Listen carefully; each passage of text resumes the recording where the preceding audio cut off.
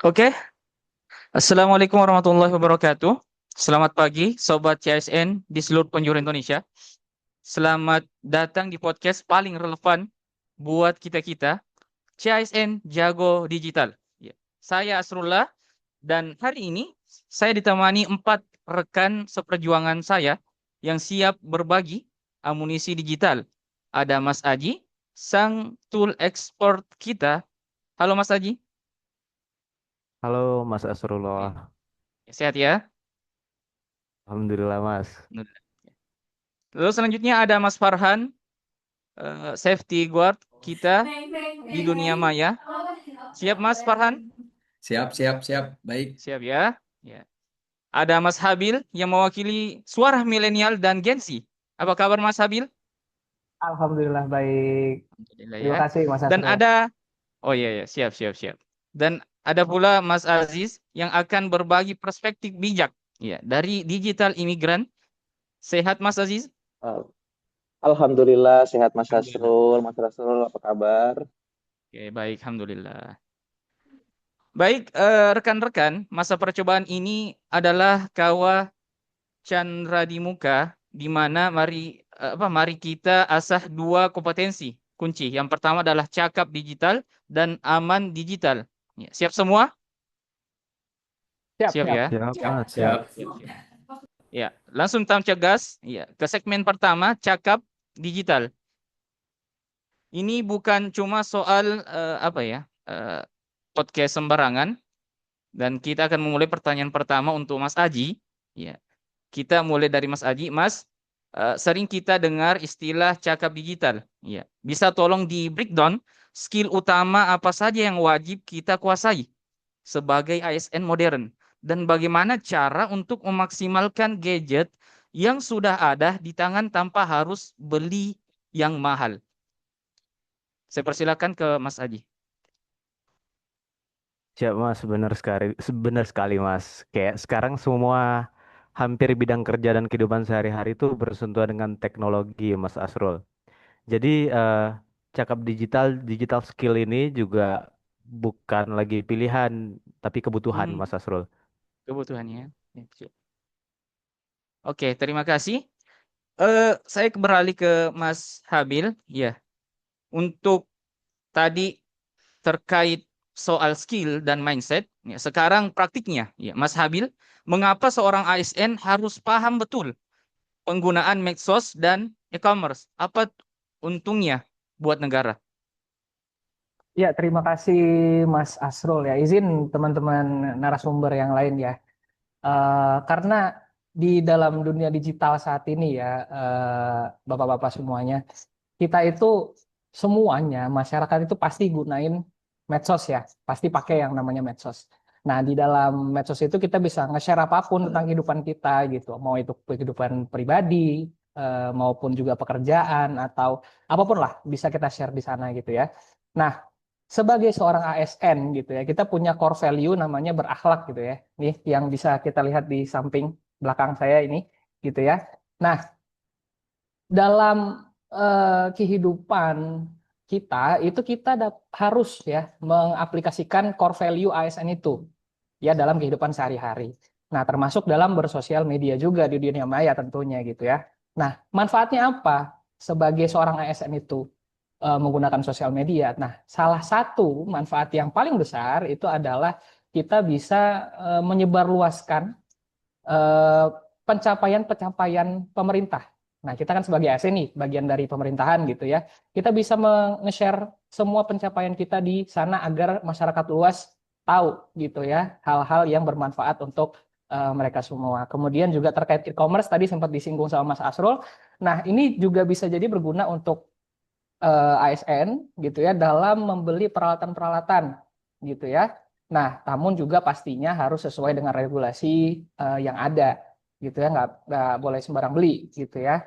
Nah, eh, selain itu kita sebagai ASN dan juga masyarakat luas itu dengan menggunakan e-commerce kita juga bisa mendukung perekonomian gitu ya dengan cara membeli produk-produk dalam negeri tentunya gitu ya. Jadi eh, kita sebagai ASN maupun masyarakat luas itu tentu harus cakap dalam menggunakan medsos dan juga e-commerce.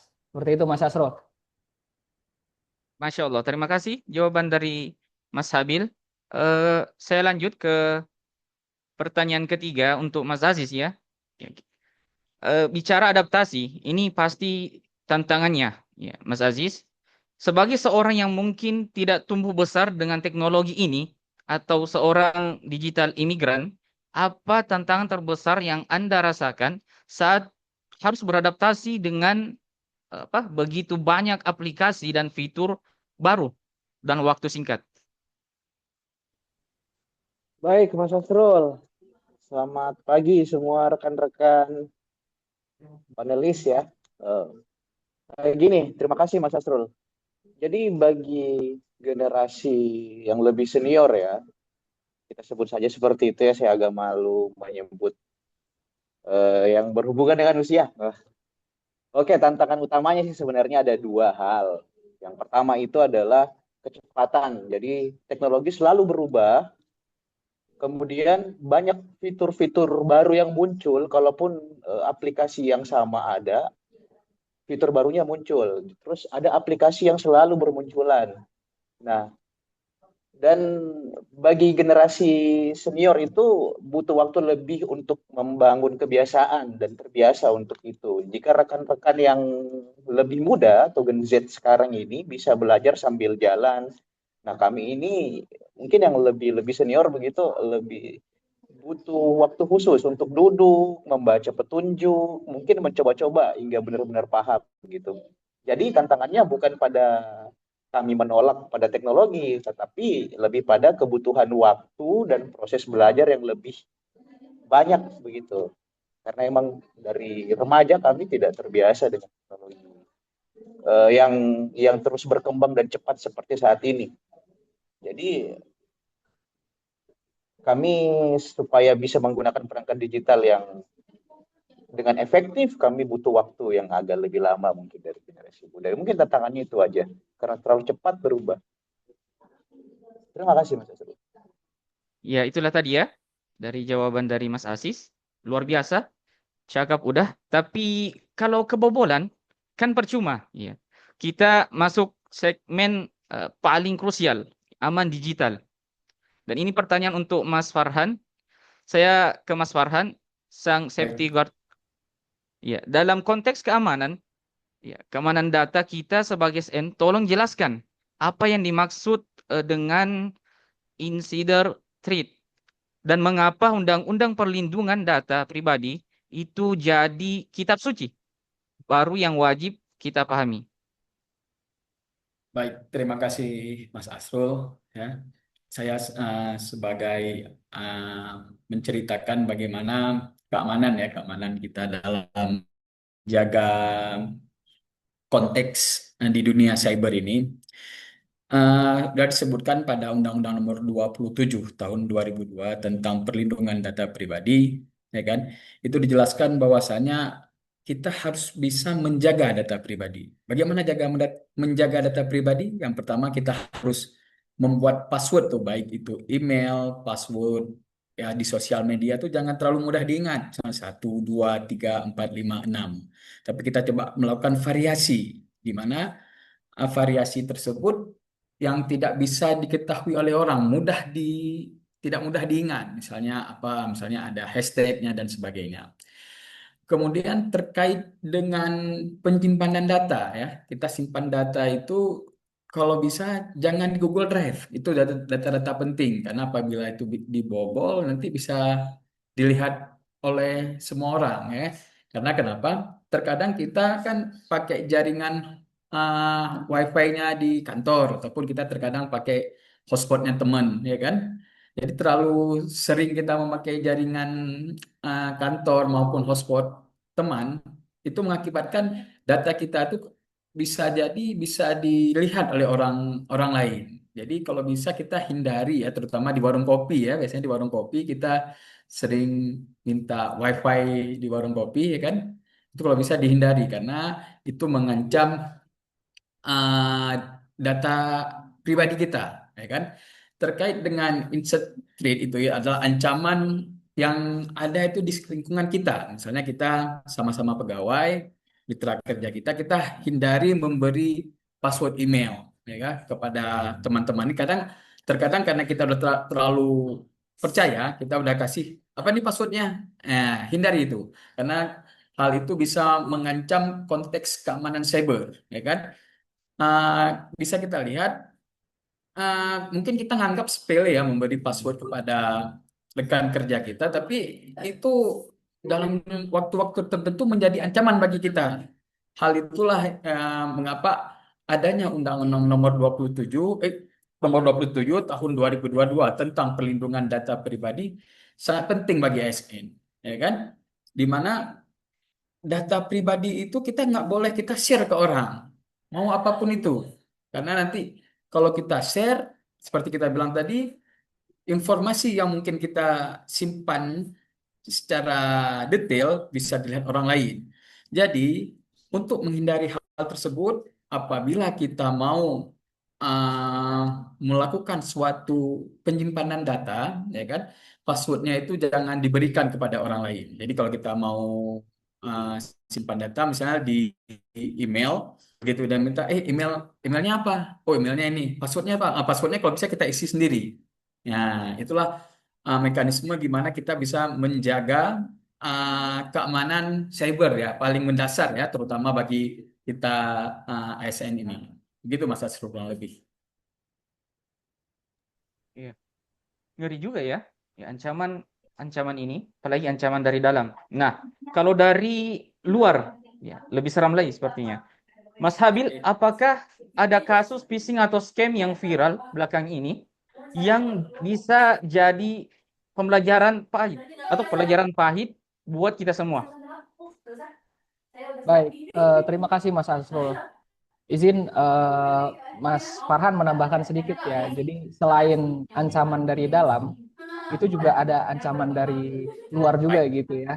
Nah, yang dari orang lain yang memang mengirimkan sesuatu ke kita yang kita bisa tanpa sadar itu mengklik atau membuka link-link yang dikirimkan itu. Nah, ada nggak kasus yang sempat viral belakangan ini gitu ya Mas Asrul? Ya ada.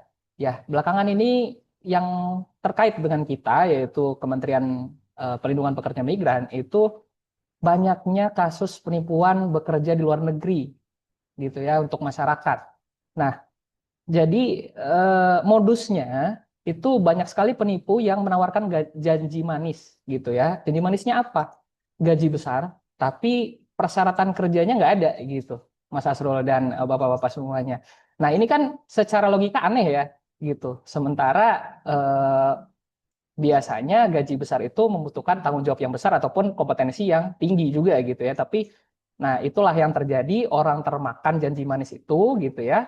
Kemudian berangkatlah mereka ke salah dua negara tetangga kita gitu ya yang banyak terjadi. Kemudian di sana itu mereka dipaksa ya, tidak sesuai dengan apa penawaran awal, tapi di sana itu mereka berakhir menjadi online scammer atau admin judi online. Nah, ini sangat miris sekali ya, bapak-bapak sekalian ya. Kenapa? Karena di sana itu sudahlah mereka diperkerjakan secara paksa, tidak sesuai perjanjian, gitu ya. Mereka itu juga diintimidasi kalau misalnya mereka tidak mencapai target, gitu ya. Nah, intimidasinya seperti apa itu? Ya, mereka itu akan disiksa, bahkan ada yang sampai disetrum, bapak-bapak. Nah, ini sangat miris sekali ya, gitu. Nah, kita pun dari KP2MI itu juga terlibat aktif untuk mengedukasi masyarakat, gitu ya, supaya jangan terjebak dalam scamming-scamming ini. Di sisi lainnya kita juga berusaha koordinasi dengan kepolisian dan juga Komdigi untuk men-take down link-link scam ini, Mas Asrul. Oke, betul-betul aneh apa? Seram. Ya. Dan ini akan apa ya? Mempengaruhi mental. Nah, terkait soal mental, Mas Aziz, seringkali ada anggapan bahwa generasi yang lebih tua lebih rentan terhadap penipuan digital. Menurut Anda, mengapa demikian dan bagaimana peran self control atau kontrol diri menjadi penting untuk membentengi diri dari ancaman seperti ini? Ya, benar sekali, Mas Asrul. Itu generasi yang lebih senior memang lebih rentan untuk terkena scamming dan sebagainya. Salah satu alasannya itu karena tumbuh di era komunikasi yang lebih didasari kepercayaan. Biasanya kita langsung face to face nih. Nah, di dunia digital semua orang kan bisa nyamar. Nah, generasi senior itu terkadang terlalu mudah percaya pada pesan yang terlihat resmi, ada atau pesan datangnya dari figur otoritas begitu. Nah, disinilah peran kontrol diri memang menjadi sangat krusial sebagai benteng. Nah, itu biasanya gampang tergoda untuk mengklik tautan hadiah misalnya, atau lebih panik saat menerima pesan yang mengancam. Jadi akun Anda diblokir, bla bla bla, adalah hal yang nyata itu. Nah, bagi yang lebih senior atau yang lebih agak tua nih ya, nah, kontrol diri itu berarti berhenti sejenak dulu sebelum bereaksi. Jangan langsung klik, jangan langsung balas, ambil napas lalu verifikasi informasinya ke sumber yang resmi. Intinya membangun kebiasaan untuk tidak terburu-buru. Begitu. Itu yang terpenting. Ya bagi semua orang lah saya pikir di era digital sekarang ini ya. Apalagi terkhusus pada generasi-generasi yang digital migran begitu. Saya pikir begitu. Ya, terima kasih Mas Aziz. Oke, selanjutnya kita ke segmen selanjutnya terkait strategi pertahanan diri. Saya minta satu tips praktis dari masing-masing. Yang pertama mungkin dari Mas Farhan. Ya, dimulai dari Mas Farhan. Kasih kami satu tips gitu biar nggak gampang kena jebakan digital.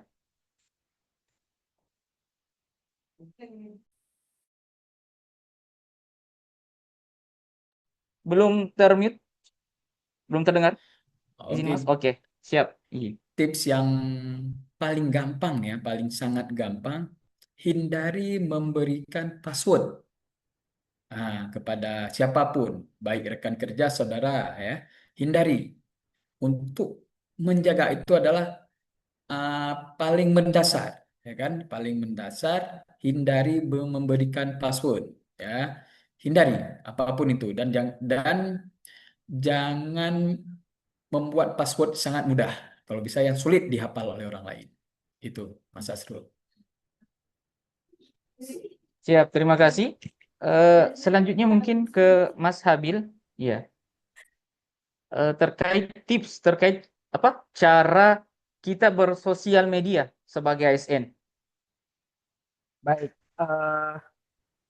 berkaitan juga ya kepada Mas Farhan tadi ya, selain kita tidak boleh memberikan password ke orang gitu ya, ini juga terkait dengan eh, pemahaman kita dengan medsos ini harus hati-hati gitu. Kenapa? Karena di medsos ini kan semua yang kita share itu bisa dilihat sama orang gitu ya.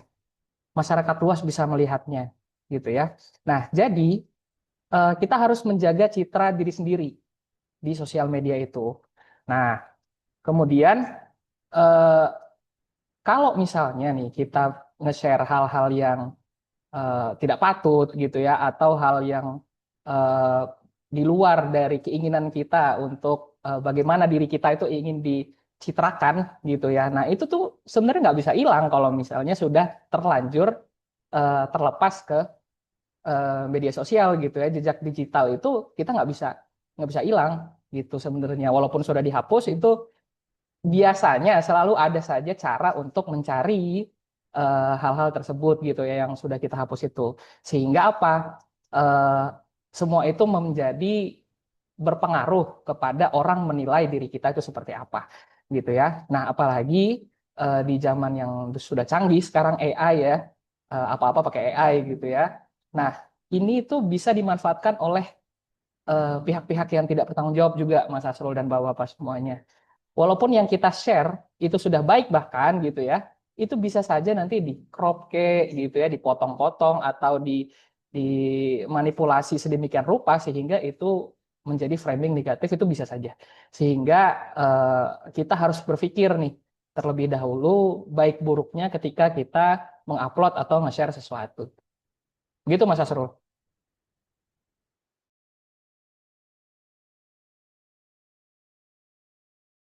Izin Mas Asrul belum terdengar. Iya, terdengar ya? Cek. Oke, oke. Eh, sangat relevan. Sekarang Mas Aziz, apa satu nasihat praktis terkait etika atau etiket yang ingin Anda bagikan kepada sesama CASN? Ya, baik Mas Asrul. Sebenarnya senada dengan Bang Farhan ya tadi juga dan senada dengan Mas Habil. Bahwa yang penting itu netiquette sebagai SN itu menggunakan media sosial dengan bijak, menjaga martabat profesi, dan yang terpenting tidak membahayakan diri sendiri atau institusi karena unggahan-unggahan yang ceroboh. Itu sudah banyak terjadi. Nah, saya pikir kembali kepada diri sendiri ya. Pikirkan dulu sebelum mengunggah dan sadari. Nanti jejak digitalnya itu bakal abadi, bahkan bisa dilihat nanti ke depan oleh pimpinan mungkin.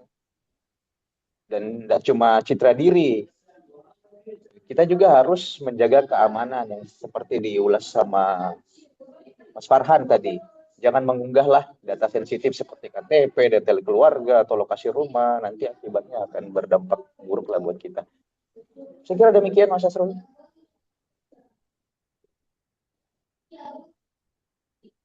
Ya, oke. Ini ada pertanyaan yang ingin saya sampaikan khusus ke Mas Aji. Mas Aji, ini terkait literasi ya, atau apa ya, digital ya. Yang dimana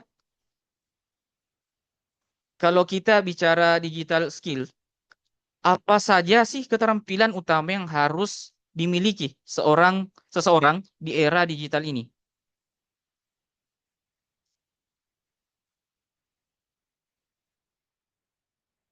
Mas Aji, belum kedengaran? Izin.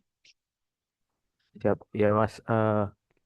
Sepertinya sekarang apalagi khususnya untuk ASN ya, harus harus memiliki keterampilan skills di bidang digital, Mas.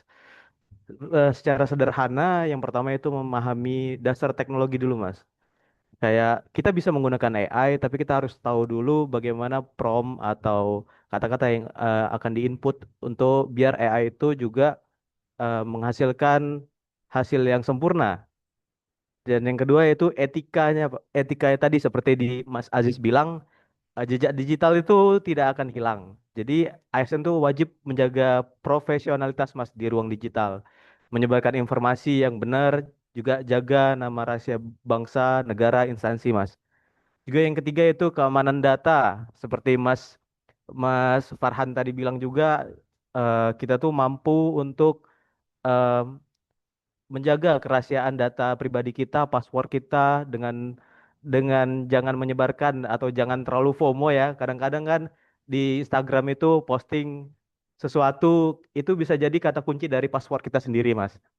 Yang keempat itu memanfaatkan Mas digital ya untuk pelayanan publik juga. Kita ASN ini harus memanfaatkan hal-hal digital untuk pelayanan kita seperti yang e-government kayak di kita tuh ada Cisco P2MI, juga ada office-office yang bersifat online untuk memudahkan pekerjaan bersama-sama Mas. Dan yang terakhir yaitu berpikir kritis dan adaptif, Mas. Yaitu ASN itu perlu memilah informasi, juga mencegah penyebaran hoax. Kadang-kadang kita terlalu gampang share, kita harus cegah dulu. Jadi itu aja, Mas, untuk eh, literasi digital di era sekarang khususnya untuk ASN, Mas Asrul. Oke, jadi password itu jangan lagi pakai Bismillah lulus 123 atau dan semacamnya ya terkait password. Benar banget. Kadang orang banyak perangkat canggih tapi tidak dimaksimalkan, misalnya laptop atau smartphone yang sebenarnya bisa dipakai untuk belajar, bikin konten atau bahkan jualan online, tapi malah lebih sering dipakai untuk scrolling tanpa tujuan. Bagaimana, Mas Ajis?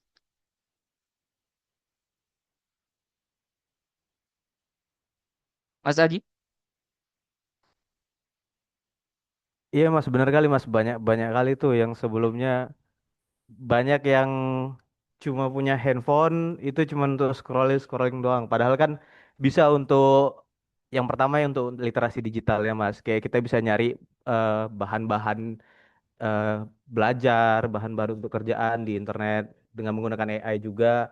Terus yang kedua untuk komunikasi digitalnya Mas secara efektif untuk kerja, untuk bisnis atau untuk belajar. Dan yang terakhir itu keamanan digitalnya memang harus benar-benar ya passwordnya harus sulit lah, jangan sampai terbaca sama orang-orang Mas. Juga banyak orang yang punya HP cuma bisa scroll yang Mas bilang tadi itu sangat disayangkan Mas. Maksudnya belum dioptimalisasi perangkatnya. Seharusnya kita tuh sebagai ASN muda juga sering-sering lah buka-buka tutorial di YouTube itu ada, di TikTok pun sekarang mungkin ada untuk memaksimalkan gadget kita Mas.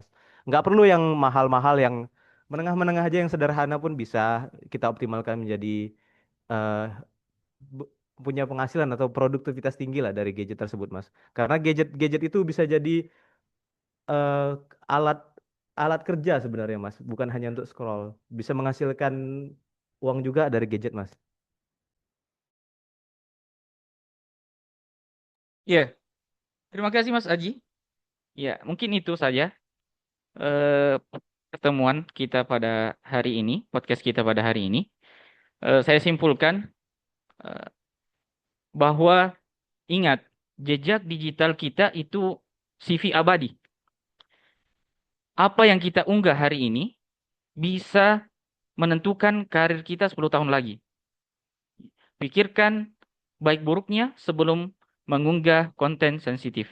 Terima kasih, saya Asrullah, dan wassalamualaikum warahmatullahi wabarakatuh. Waalaikumsalam warahmatullahi wabarakatuh. Wassalamualaikum warahmatullahi wabarakatuh.